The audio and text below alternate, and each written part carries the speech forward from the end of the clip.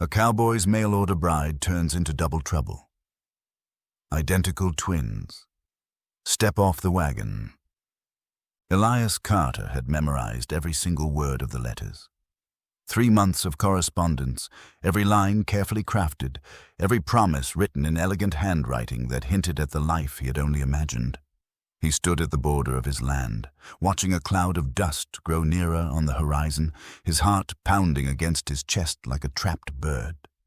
The wagon came to a halt in front of his humble ranch house, and the driver tipped his hat without speaking. But when the canvas curtain was drawn back, Elias's breath caught in his throat. 2 women stepped down, identical in every way that mattered. The same chestnut hair gleaming like polished copper. The same green eyes, the same delicate features that mirrored every description he had read. One descended with quiet grace, her gown immaculate despite the long trip, hands folded neatly as her wide, almost frightened eyes surveyed her new surroundings. The other stepped down with confidence, her matching dress rumpled, chin lifted high as if she feared nothing and no one. Both carried identical leather satchels. Both wore the same silver locket upon their necks. And when they looked at him, both smiled with the same lips he had imagined kissing on countless lonely nights. "Mr. Carter," the gentler one spoke first, her voice soft as morning rain. "I'm Lila James, your bride." "No," the other interrupted, stepping forward with stormy eyes. "I'm Lila James, and there has been some mistake." Elias's hand instinctively went to the letters tucked in his shirt pocket. 3 months of careful courting had led to this moment. Yet staring at the 2 women, both claiming the same name, both with matching belongings, he realized everything he thought he knew about his future had shattered like glass. The driver snapped his whip and drove away without a glance back, leaving Elias alone with 2 strangers who both knew private details only his true bride should know. Impossible details for both to possess. The silence stretched between them like a taut rope, ready to snap. Elias's eyes flickered from one to the other, searching for any difference, any flaw that might solve the puzzle. But every freckle, every curve of their faces, every strand of chestnut hair appeared perfectly mirrored. "Ladies," Elias managed, his voice more ragged than he intended, "there's clearly been some mix-up. Perhaps if we sit and sort this out properly." The gentler one, the first to speak, nodded quickly, relief softening her face. "Of course, Mr. Carter. I know this must be overwhelming. In my letters, I wrote about helping my aunt with her bakery in Charleston before the fire destroyed everything." Elias's blood ran cold. Those exact words had been in the 3rd letter, carefully written about loss, family, and hope for a fresh start. "The fire," the other said sharply, stepping closer, her eyes cutting through him. "The one that started when Mrs. Harlan's chimney collapsed. I lost everything that day. That's why I answered your advertisement." Her words carried the same memory, but with steel in her tone that made his skin prickle. Elias pulled the letters from his pocket, his hands trembling as he opened the first. "Then which of you wrote about the mare named Duchess?" "I did," both answered at once. "And the recipe for buttermilk biscuits from your grandmother?" "That was me," they chorused again, refusing to yield. Elias studied their faces, hunting for a crack in their certainty. The gentler one chewed her lip nervously, a gesture that seemed sincere. The bolder one met his gaze head-on, jaw tight, daring him to doubt her. "This is impossible," he muttered, raking his fingers through his dark hair. "How can you both know these things? How can you both have the same name, the same story, the same face?" The stronger one broke in. "Because we're sisters, Mr. Carter. Twin sisters. And it seems someone has played a cruel trick on all of us." The word sisters struck Elias like a physical blow. Twin sisters, each claiming to be his bride, each sharing intimate details from months of letters. His thoughts whirled, every explanation more troubling than the last. "But the name," he pressed. "You can't both be Lila James." The gentler one looked down at her hands. "My name is Lila James," she said softly. "And mine," the other replied firmly, "is Marin Doyle." But the letters I sent were signed as Lila James Elias felt the ground sway beneath him. "You mean you've been pretending to be someone else?" Marin's eyes flashed dangerously. "I mean, someone has been using both our names, both our stories, for reasons we don't yet understand. The real question is, Mr. Carter, who do you believe truly belongs here?" Before Elias could respond, the pounding of horses carried across the valley, and his blood froze when he recognized the rider leading them. Victor Hale slid from his black stallion with the smooth ease of a man who believed he owned everything in sight. Two mounted riders shadowed him, their hands resting loosely on gun belts in a way that made it clear they were more than ordinary ranch help.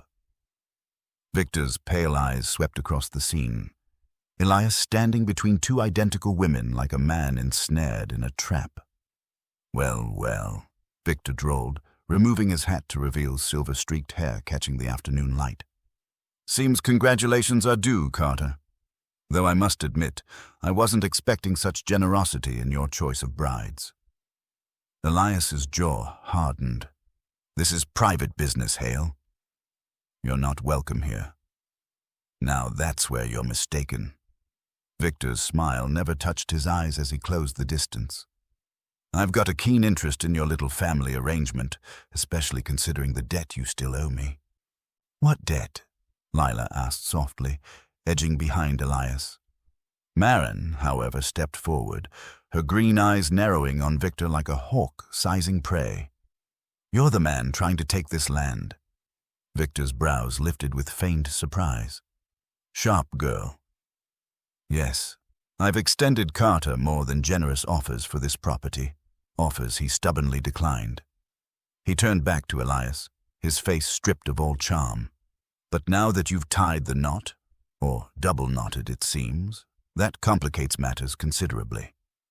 "Explain," Elias demanded. "Marriage contracts, my friend? Spousal liabilities, shared property laws." Victor circled slowly, a vulture in boots. "And then there's fraud, bigamy, immigration irregularities." His gaze locked on the twins. "Unless these ladies can prove they belong here legitimately." Elias felt fury rise in his chest. "You son of a—" "Careful," one of Victor's men warned, his hand shifting toward his pistol. But it was Marin who startled them all by laughing, sharp as glass breaking. "You engineered this," she accused. "The letters, the deception, every piece. You wanted Elias in a compromised position." Victor's smile stretched wider. "A bold charge from a woman who admits she traveled here under false pretenses." "We admitted no such thing," Lila said, her gentle voice suddenly steady. "We said someone used our names. Someone who knew details only family would know." "Family," Marin echoed, her gaze never leaving Victor's face. "Or someone who's been watching us for years." The fragments snapped together in Elias's mind like dominoes falling. The strangely timed letters, the mirrored knowledge, Victor's arrival just minutes after theirs. "You bastard," Elias breathed. "You had them followed. You stole their words, their stories." "Prove it," Victor shot back. Before Elias could answer, Lila gasped and pointed toward the house. "There's someone inside." Every head turned toward the ranch house where a shadow drifted across the window with deliberate intent. Elias's hand went instinctively to the rifle he didn't have. He'd left it inside, never thinking he'd need a weapon on the day meant to be his happiest. "Stay behind me," he ordered. But Marin was already striding toward the house, fearless. "Marin." "No," Lila whispered, but her sister paid no heed. Victor's laugh sliced through the tension. "How thrilling. Your homecoming holds more surprises than even I imagined." Elias ignored him, his eyes fixed on the figure now standing in the doorway. A tall woman stepped onto the porch, elegant, with hair pulled back in gray severity and clothes marked by wealth and power. She surveyed the gathering with the cold judgment of a magistrate.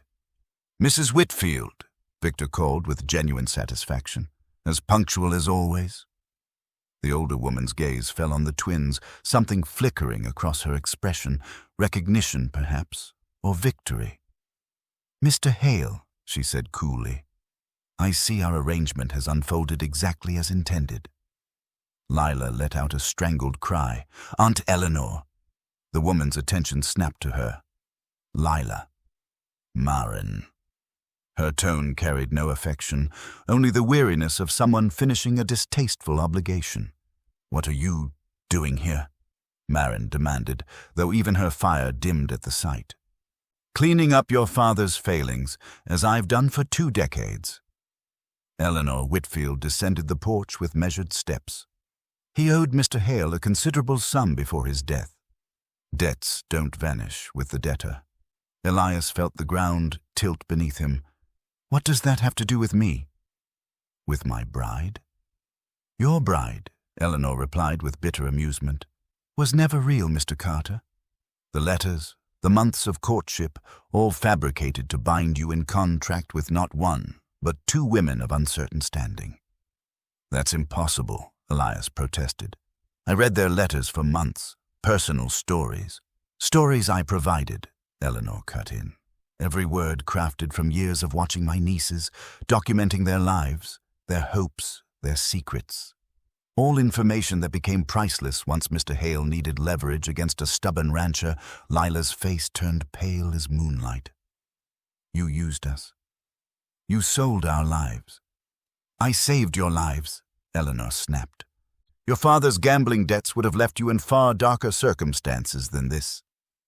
At least here, one of you might secure a respectable husband." Maren stepped forward, fists clenched tight. "You mean you delivered us like cattle to be traded?" But it was Victor who answered, his voice smooth as silk sheathed in steel.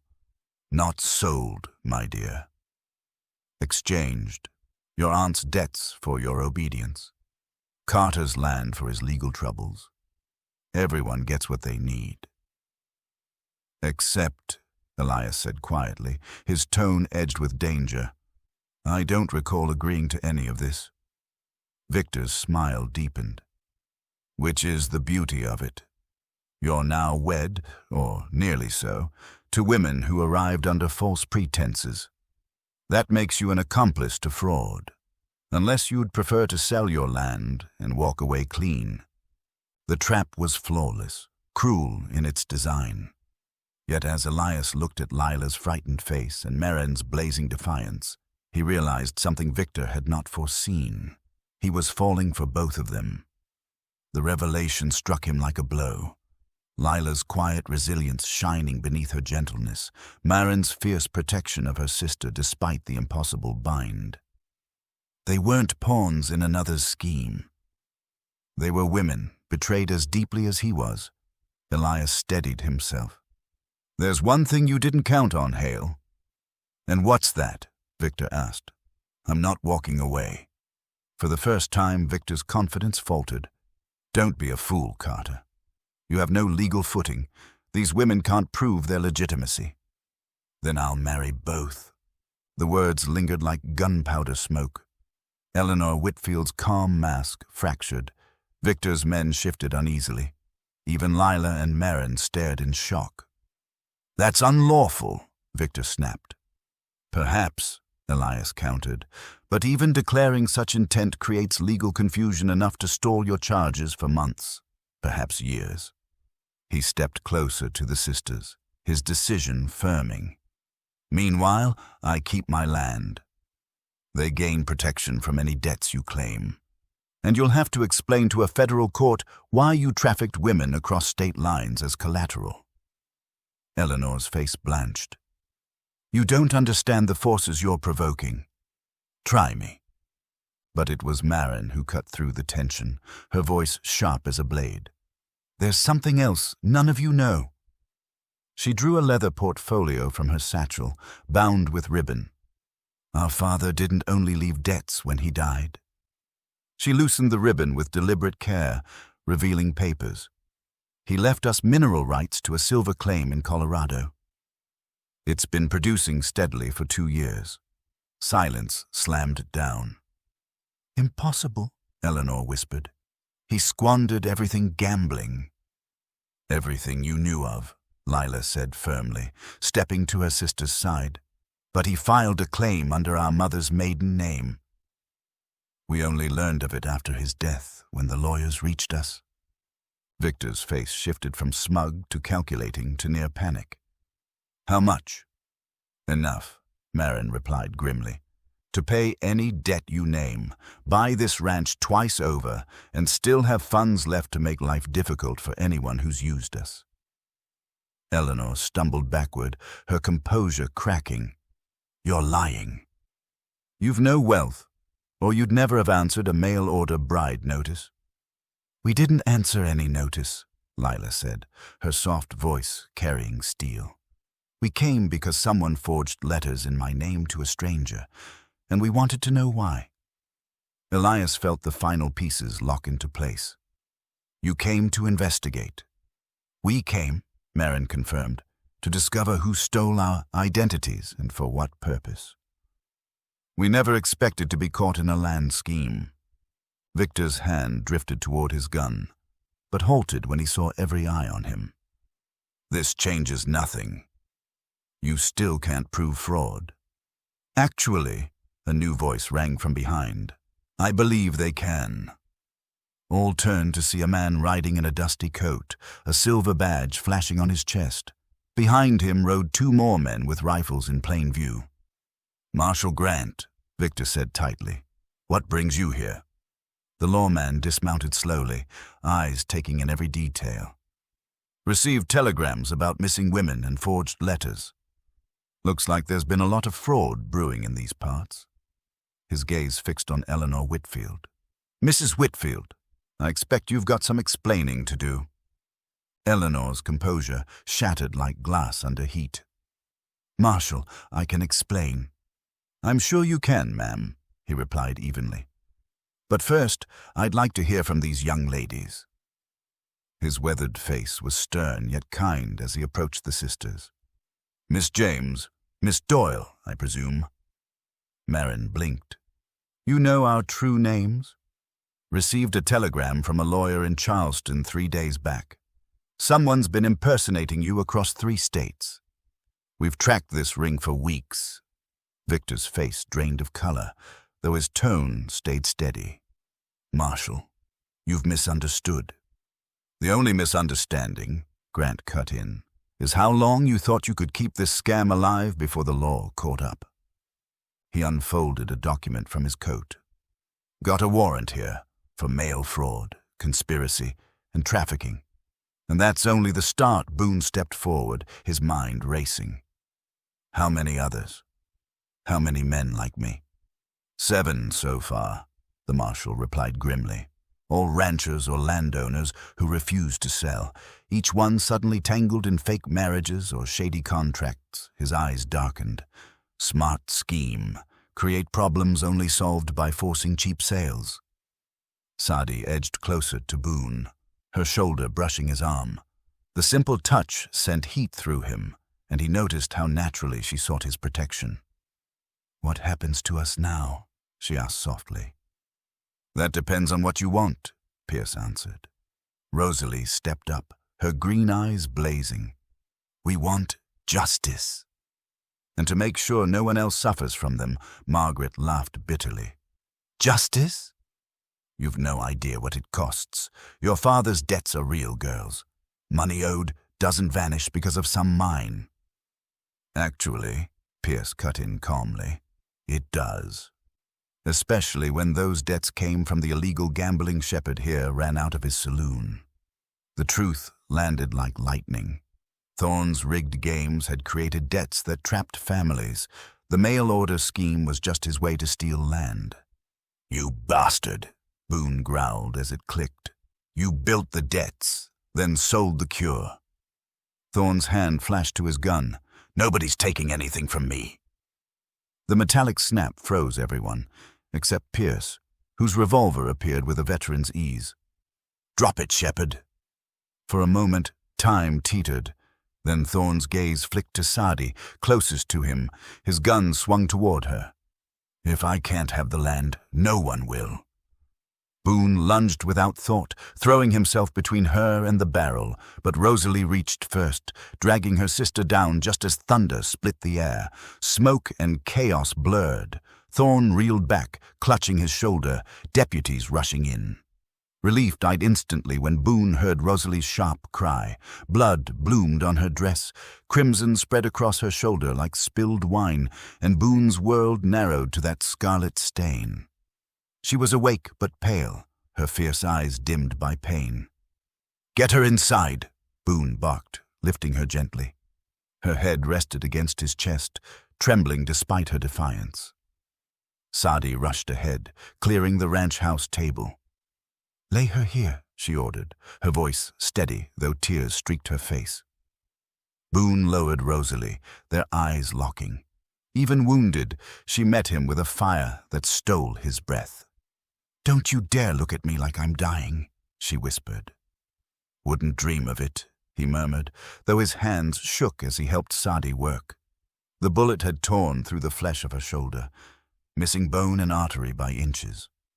Sadi's hands moved with trained care, binding cloth to stem the bleeding. "You know medicine?" Boone asked. "Our mother was a midwife," Sadi said, not pausing. "She taught us both, though Rosalie never had the patience." "I did too," Rosalie muttered weakly, then winced. "I just had better things to do than memorize herbs." "Like fighting boys twice your size," Sadi teased, her worry softened with love. Outside, Pierce's orders echoed, chains rattling as Thorne and Margaret were bound. The danger had passed, but Boone knew the hardest truth was just dawning. He loved them both. The certainty struck as he'd seen Rosalie dive in front of a bullet for her sister, and again watching Sadi's calm strength tending her wound. Two halves of something he never knew he lacked. "Boone," Rosalie whispered faintly. Rosalie's good hand caught Boone's wrist. "I need to tell you the real reason we came here." Sadi froze, her hands stilling on the bandage. "Rosalie, don't." "She deserves to know," Rosalie insisted, her gaze locked on Boone. "We didn't just come to investigate letters. We came because—" She drew in a shaky breath. "Because we were already in love with you." Her words lingered like smoke from a dying flame. Boone stared in shock, then turned to Sadi, whose cheeks flushed crimson. "We read every letter you wrote," Sadi whispered. "Even if they weren't addressed to us, even when we knew it was wrong. Your thoughts, your dreams, the way you spoke of your life. We both fell in love with the man behind those words." Boone's mind spun. "But I wrote to Sati Quinn. I thought I was writing to one person." "You were writing to both," Rosalie murmured with a faint smile. "Margaret made sure both our stories were woven into those letters. She just never expected we'd fall for you too."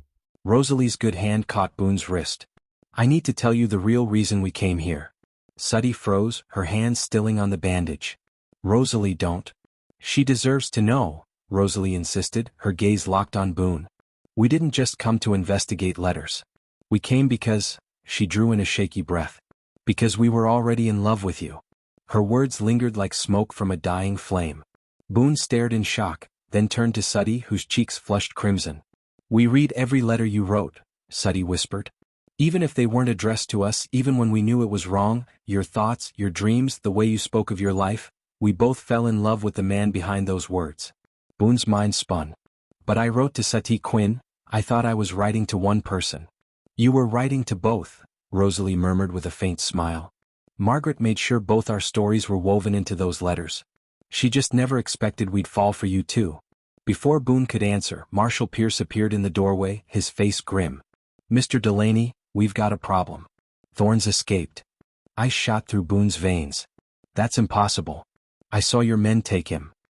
"His men caused a distraction, cut him loose while we were securing Mrs. Whitmore," Pierce said, checking his rifle with practiced ease. "He's wounded, desperate, and he knows these hills better than we do. That makes him dangerous." Boone moved to the window. The sun dipped low, painting the sky in blood-red streaks. He'll come back for revenge. That's exactly what I'm counting on, Pierce answered grimly. We've got men stationed around the property. When he shows, we'll be ready. Rosalie's weak voice cut through from the table.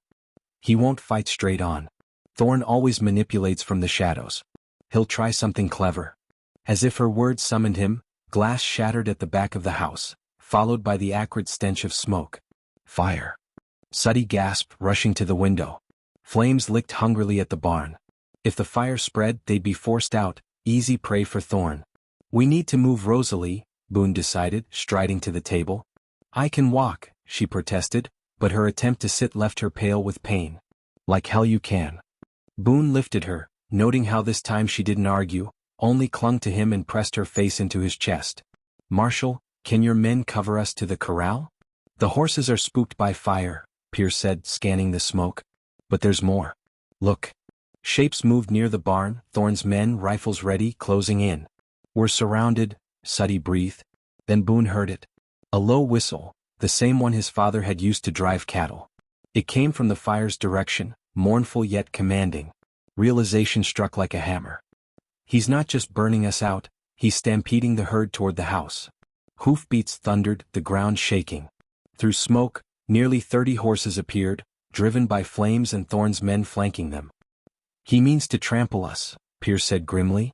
Boone looked at Rosalie in his arms, then at Suddy standing fierce despite her fear. They had risked everything for truth, betrayed by blood, and now death charged at them on pounding hooves. Sadie, can you handle a rifle? Boone asked. Better than most men, she said without hesitation. Then cover the windows. Marshal, focus your men on Thorn's shooters. Boone headed for the door, still carrying Rosalie. I'll stop the stampede. That's suicide, Pierce warned. But Boone smiled, the first real smile in hours. No, Marshal, that's ranching. He stepped onto the porch, Rosalie in his arms, facing the storm of horses.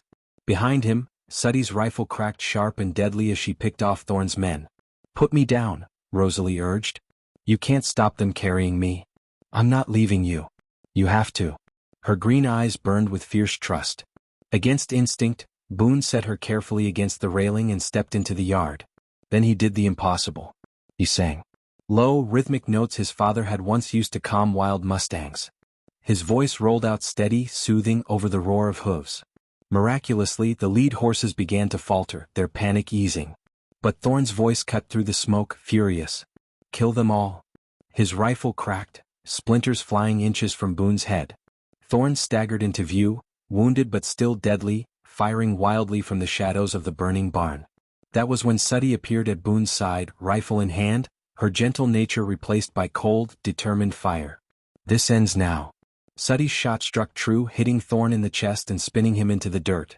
He tried to raise his gun once more, but Marshal Pierce's bullet ended it. Thorn Shepherd would manipulate no more families, steal no more land, ruin no more lives. The horses, soothed by Boone's low song, slowed to a restless circle in the yard. Outside, Pierce's deputies were already dousing the flames with water from the well. The danger had passed, but the question that had lingered since two identical women stepped down from that wagon still burned inside Boone. I need to tell you both something, he said, turning to face them. I love you. Both of you. And I don't know how to choose. The sisters exchanged a glance, a silent conversation forged from years of shared secrets. Rosalie's lips curved into a faint smile. Then don't. Boone blinked. What? Suddy stepped forward, taking his hand. We've talked about this, Boone. While you were worrying about the law, the land, and Thorn's schemes, we were talking about what we really wanted. We want to stay, Rosalie said softly. Both of us. Together. This ranch is big enough for 3 people who care for one another. But I can't marry you both, Boone protested. The law won't allow it. Then marry Suddy, Rosalie replied, her smile radiant despite the wound in her shoulder. She's the one who needs legal protection. I'm strong enough to stand on my own. But that doesn't mean I'm leaving. This place feels like home. Suddy blushed but didn't argue. Her voice trembled, but her words carried conviction. If you'll have us both, whatever way works, we don't want to be alone anymore. Not either of us. And so, as the sun sank low and the smoke from battle faded into the evening sky, the 3 of them stood together. Not bound by law but by something stronger. Love that refused to follow rules. 3 months later, the marriage of Boone Delaney and Suddy Quinn was the talk of 3 counties. Not because of the bride, but because the maid of honor never left. Together, the 3 of them built a life on the ranch. Neighbors whispered, but the laughter from the Delaney place spoke louder than gossip ever could. Marshall Pierce visited often, always noting how well the ranch thrived under its unusual management. Margaret Whitmore served 2 years in federal prison for fraud, while Thorne Shepard's schemes died with him in the dust behind Boone's barn. Sometimes love doesn't follow the rules. Sometimes it writes its own.